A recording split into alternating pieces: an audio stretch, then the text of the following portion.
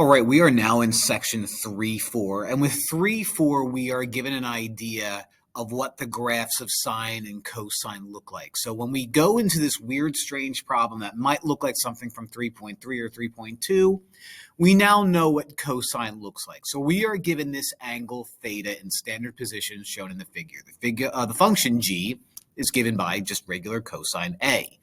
For the angle A, which is not shown, A is going to be in between this theta and 3 pi over 2. Okay, so let's graph what cosine kind of looks like.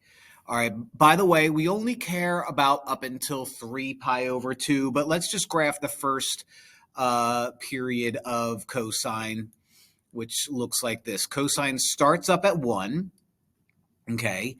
At half a pi, it hits 0. At pi, it bottoms out at -1.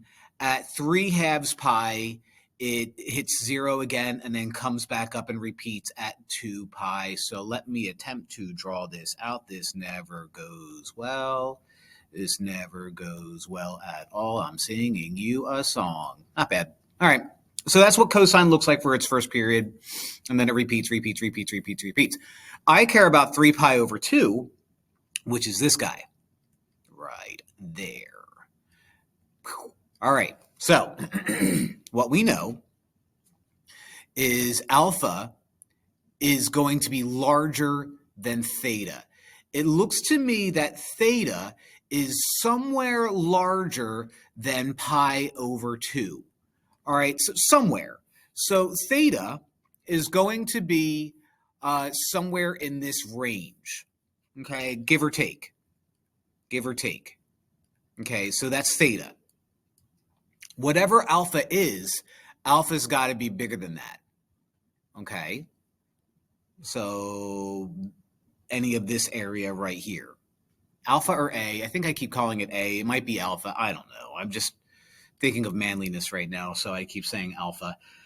Basically, what's going to happen is no matter what, since theta appears to be bigger than pi over 2, what's going to happen is alpha, no matter what, is going to be underneath this x-axis, right? I mean, that's what it appears. It's basically saying, I'm going to give you an alpha. I'm going to give you a theta. Theta, at its smallest, is going to be some negative number. Alpha is going to be negative no matter what. So it's safe to say that like alpha could live here, in which case it's bigger than theta. If theta was, alpha could live here, at which case it could be smaller than theta. The question is asking you, like, what's the graph? Or what happens if you plug in alpha? What happens if you plug in theta? Is no matter what you plug in alpha, no matter what you get a smaller value than when you plug in theta? Maybe. Is no matter what if you plug in alpha you get the same thing? Maybe. I mean, if theta was this point right here, I could choose an alpha that's the same.